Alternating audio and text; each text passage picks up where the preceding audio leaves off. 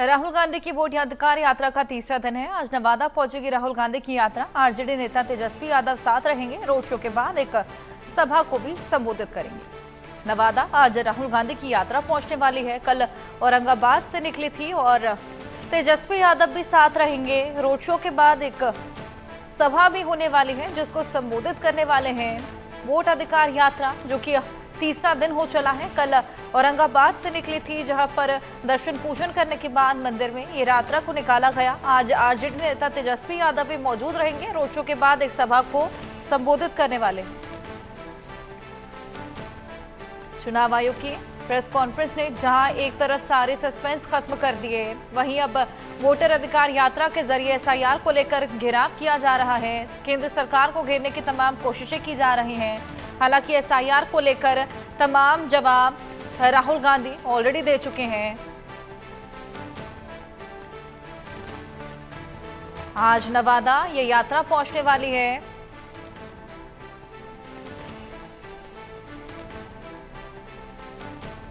RJD नेता तेजस्वी यादव भी साथ में मौजूद रहने वाले हैं।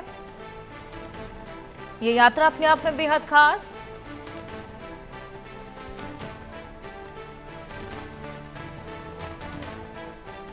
रोड शो के बाद जो संबोधन है उस पर सभी की निगाहें टिकी हुई हैं कि संबोधन में क्या कुछ निकलकर सामने आता है।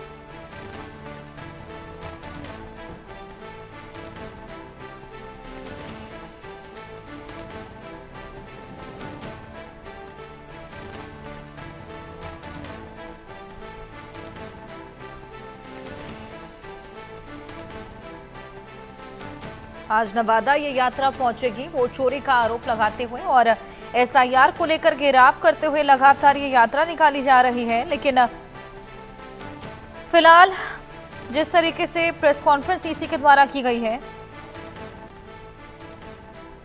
और तमाम सबूत पेश किए गए हैं, उसके बाद भी इस यात्रा को निकालने का क्या मकसद, ये बेहद बड़ा सस्पेंस बना हुआ है।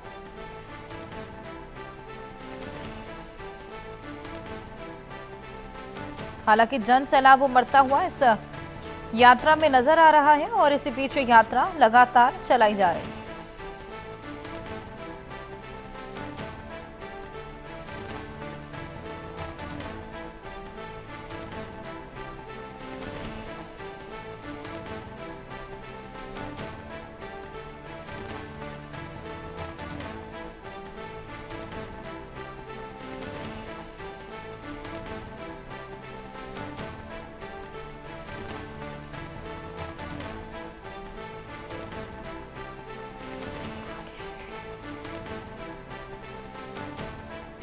राहुल की वोट अधिकार यात्रा और इसका मकसद क्या है, अब ये लोगों के लिए समझ पाना बेहद मुश्किल हो गया है। नवादा आज राहुल गांधी की यात्रा पहुंचेगी।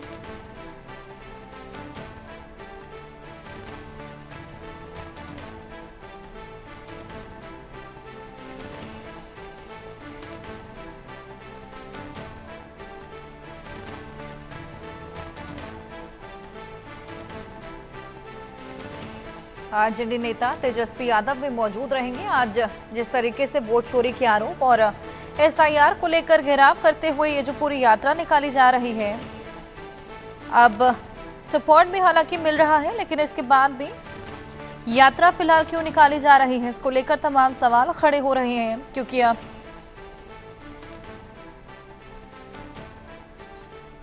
जब एक तरफ क्लैरिफिकेशन मिल चुका है, उसके बाद इस यात्रा का क्या मकसद, ये बेहद बड़ा सवाल बना हुआ है। आनंद सिंह औरंगाबाद से हमारे साथ फोन लाइन पर जुड़ गए हैं। आनंद, कल औरंगाबाद से ये यात्रा निकली, आज आगे बढ़ने वाली है और इसके अलावा ये तमाम सवाल खड़े होने लगे हैं कि जब एसआईआर को लेकर जो जवाब मांगा जा रहा था, जिसके लिए यात्रा निकाली जा रही है, उसको लेकर एक बाकायदा प्रेस कॉन्फ्रेंस कर तमाम सवालों के जवाब दे दिए गए, तो फिर ये यात्रा क्यों?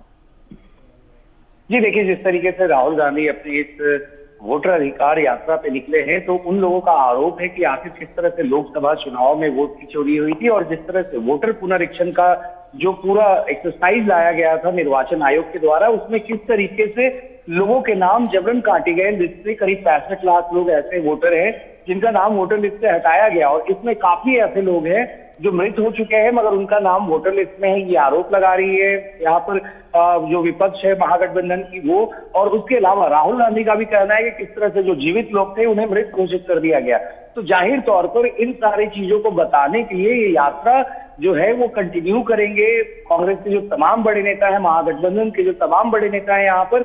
और आज सुबह ही राहुल गांधी गया जी के वजीरगंज इलाके से वो अपनी यात्रा को शुरू करने जा रहे हैं और आज शाम तक नवादा के बरबीघा में जाकर ये यात्रा हॉल्ट करेगी। तो जाहिर तौर पर ये यात्रा जो है चुनाव आयोग और बीजेपी सरकार को कटघरे में घेरने की कोशिश की जा रही है चुनाव के ठीक पहले, कि आखिर किस तरह से ये जो वोटर पुनरीक्षण का कार्य किया गया है निर्वाचन आयोग के द्वारा वो किस तरह से जो लोग हैं यहाँ के जो ज्यादा पढ़े लिखे नहीं है, जिनको अभी अपने फॉर्म्स के बारे में नहीं पता है, उनका नाम वोटर लिस्ट से काट दिया गया है। और वो ऐसे लोग हैं जो जाकर बीएलओ के पास अपनी शिकायत तक दर्ज नहीं करवा पा रहे। तो ये तमाम आरोप के बीच में ये यात्रा चल रही है, जहां एक तरफ चुनाव आयोग ने भी बाकायदा प्रेस कॉन्फ्रेंस करके मुख्य चुनाव आयुक्त ने ही एड्रेस किया ज्ञानेश कुमार ने, और उन्होंने कहा कि किस तरह से ये एक्सरसाइज जो है ये एक्सरसाइज सिर्फ वोटर रोल्स को सुधारने की है।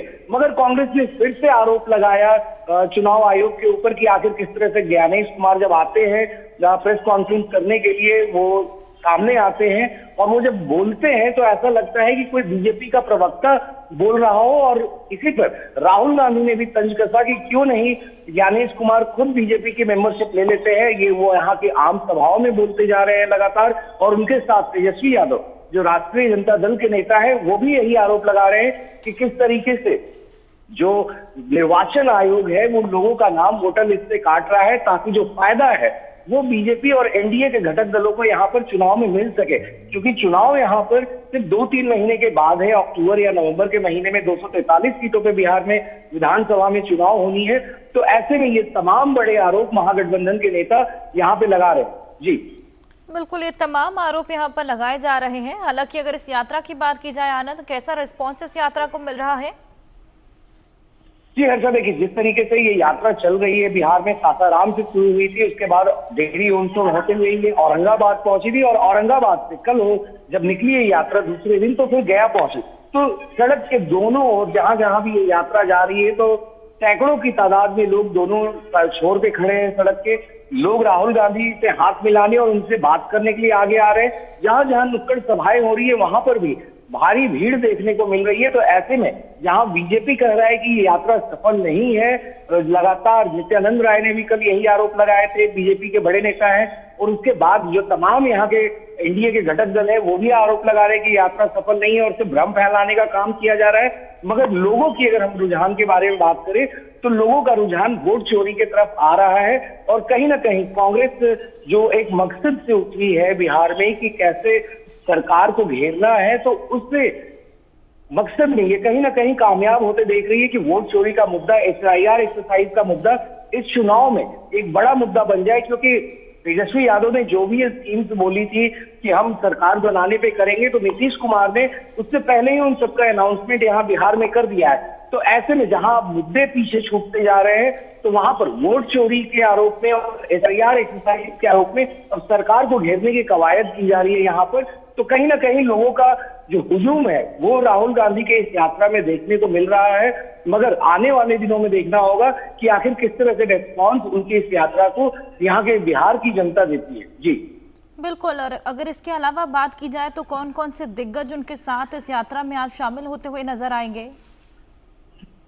जी हर्षा, देखिए लगातार महागठबंधन के जो सारे तमाम बड़े नेता हैं वो राहुल गांधी के साथ पिछले 2 दिन से चल रहे हैं और आज भी यही उम्मीद की जा रही है कि राहुल गांधी के साथ राष्ट्रीय जनता दल के जो नेता विपक्ष है यहाँ पर बिहार विधानसभा में तेजस्वी यादव वो भी मौजूद रहेंगे। उनके अलावा सीपीआई लेफ्ट पार्टी से दीपांकर भट्टाचार्य भी होंगे, बिहार प्रदेश कांग्रेस के अध्यक्ष राजेश राम, फिर आपके वीआईपी पार्टी के मुकेश सहनी भी इस यात्रा में आज मौजूद रहेंगे। क्योंकि लगातार 2 दिन से ये लोग राहुल गांधी को एक्कम्पनी कर रहे हैं, यहाँ पर उनके साथ चल रहे हैं यात्रा में। और हमने पहले दिन भी देखा था कि जब यात्रा शुरू हुई थी तो आखिर किस तरीके से राहुल गांधी जब आगे वाली सीट पे बैठे थे तो वहीं ड्राइविंग सीट पे तेजस्वी यादव ने खुद गाड़ी की स्टीयरिंग संभाली थी। तो कहीं ना कहीं ये संकेत जरूर दिया था कि वो इस पूरी यात्रा में कांग्रेस के साथ रहेंगे। और महागठबंधन जो एक मैसेज है कि एक यूनाइटेड गठबंधन है, यहाँ पर किसी तरह का जो मन मुटाव नहीं है गठबंधन में, तो वो देखने को मिल सकता है। तो यही इन सारे महागठबंधन नेताओं की कोशिश रहेगी कि वो आज भी इस यात्रा में जरूर शामिल हो। जी हर्ष। बिल्कुल, आपके पास आनंद में वापस आती हूँ। इसी बीच एक और बड़ा अपडेट हम अपने दर्शकों को दे दें। राहुल गांधी का चुनाव आयोग पर निशाना देखने को मिला है। जब सरकार बनेगी तो देख लेंगे, चुनाव आयोग को देख लेने की धमकी दी है। जब सरकार बनेगी तो देख लेंगे, जो कहता हूं उसे पूरा करके दिखाता हूं, ये राहुल गांधी बोलते हुए नजर आए।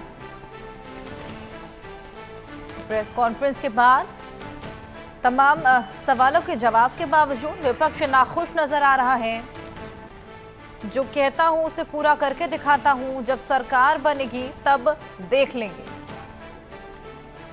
आनंद, पहले लगातार ये सवाल खड़े किए जा रहे थे एसआईआर को लेकर, लेकिन अब जब ईसी ने बाकायदा प्रेस कॉन्फ्रेंस कर वो तमाम सवालों के जवाब भी दिए हैं, उसके बाद ये नाखुशी देखने को मिल रही है।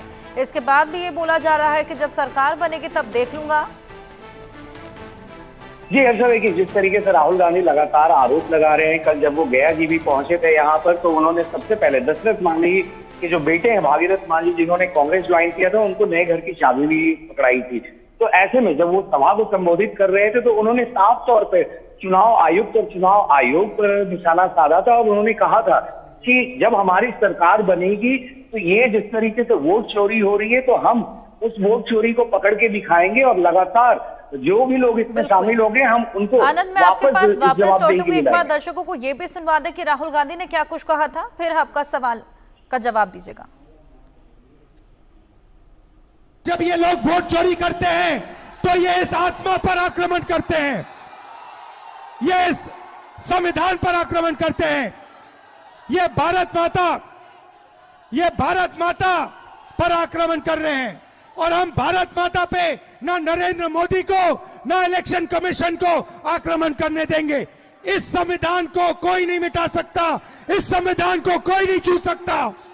और इलेक्शन कमिश्नर, आप अच्छी तरह समझ लो, अगर आपने अपना काम नहीं किया तो आप पर सख्त कार्रवाई। आनंद, अपनी बात पूरी कीजिए। तरीके से राहुल गांधी ने कल फिर से निशाना साधा था मुख्य चुनाव आयुक्त ज्ञानेश कुमार, जो कि 2 दिन पहले ही पीसी कर रहे थे। तो राहुल गांधी ने अपने संबोधन में साफ किया कि किस तरीके से जब अनुराग ठाकुर ने प्रेस कॉन्फ्रेंस की और उन्होंने तमाम फेक वोटर्स की जानकारी लोगों के साथ साझा की, उनको किसी तरह का हलफनामा या एफिडेविट भरने के लिए नहीं कहा गया। मगर जब राहुल गांधी ने प्रेस कॉन्फ्रेंस की थी तो प्रेस कॉन्फ्रेंस के दौरान ही उन्हें नोटिस भेज दी गई थी। तो ये डबल स्टैंडर्ड पहले राहुल गांधी ने उजागर किया और उसके बाद उन्होंने एक कड़ा संदेश देते हुए बोला, मुख्य चुनाव आयुक्त और प्रधानमंत्री को भी निशाने पे लेते हुए कहा कि अगर आप अपना काम ठीक से नहीं कर सकते हैं तो हम जब सरकार में आएंगे तो हम आप लोगों को देख लेंगे।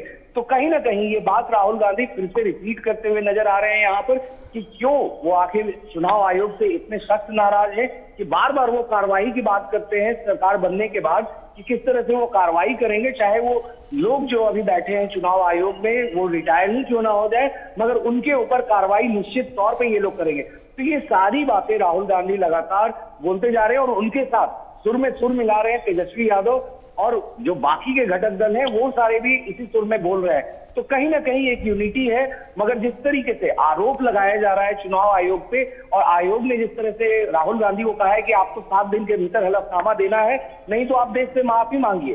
तो राहुल गांधी ने साफ कर दिया कि वो माफी नहीं मांगेंगे, मगर वो चुनाव आयोग से जवाब जरूर मांगेगी कि आखिर क्यों इस तरीके से वोट चोरी हो रही है, जो लगातार वो आरोप करके दिखा रहे हैं। उन्होंने बताया था कि महादेवपुरा जो बेंगलुरु की सेंट्रल लोकसभा की सीट थी, उस असेंबली में महादेवपुरा असेंबली में किस तरह से 1 लाख वोटर जोड़े गए थे और यही जब उन लोगों ने वोट चोरी पकड़ी है तो वो लोग इसका जवाब नहीं दे रहे हैं, ये डाटा उन्हीं का है। तो लगातार इस मुद्दे पर राहुल गांधी चुनाव आयोग को घेरते हुए नजर आ रहे हैं। जी हर्षा।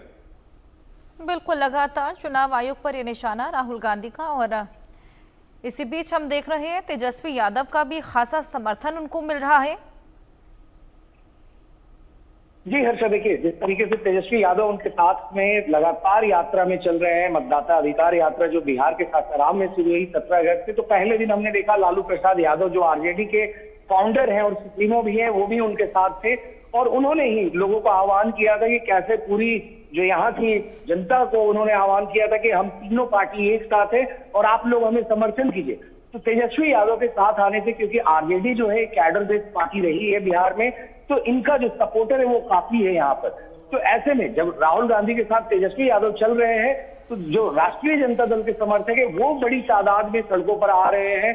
वो लगातार तेजस्वी यादव और कांग्रेस को अपना समर्थन दे रहे हैं कि क्यों वो उनके साथ है। तो इस तरह से हमें लगातार पूरे यात्रा के रूप में देखने को मिल रहा है कि किस तरीके से जो आरजेडी के समर्थक है वो तेजस्वी यादव के लिए और साथ ही साथ महागठबंधन की जो पार्टनर है यहाँ पर, चाहे वो कांग्रेस हो या वीआईपी हो या फिर लेफ्ट पार्टी हो, उनके साथ में खड़े दिख रहे हैं। तो जाहिर तौर पे ये यूनिटी जो पहले कही जा रही थी कि ये शायद आरजेडी का वोट ट्रांसफर ना हो, आरजेडी का लोग समर्थन ना कर पाए, ऐसे में यहाँ पर और बड़ा नेता कौन हो, क्योंकि राहुल गांधी खुद ड्राइविंग नहीं कर रहे हैं मगर तेजस्वी ड्राइविंग सीट पे बैठ रहे हैं, स्टीयरिंग की कमान वो संभाल रहे हैं। तो संदेश साफ दिया गया है कि कैसे राष्ट्रीय जनता दल जो है वो लगातार कांग्रेस के साथ इस मुद्दे पे खड़ी है और इसी वजह से तेजस्वी यादव लगातार राहुल गांधी के साथ में यात्रा में है और उनके जो समर्थक हैं वो लगातार कांग्रेस को यहाँ पर सपोर्ट देते हुए नजर आ रही है, जो कि 3 दिनों में हमें साफ देखने को मिला है। जी हर्ष।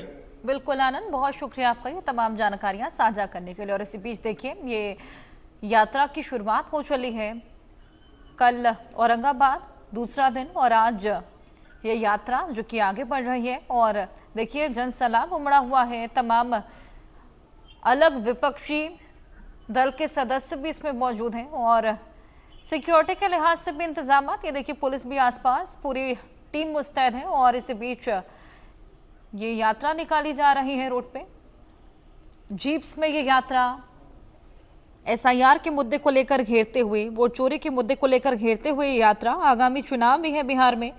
और इसी बीच 13,000 किलोमीटर की यात्रा जो कि 16 दिन चलने वाली है, जिसका आज तीसरा दिन।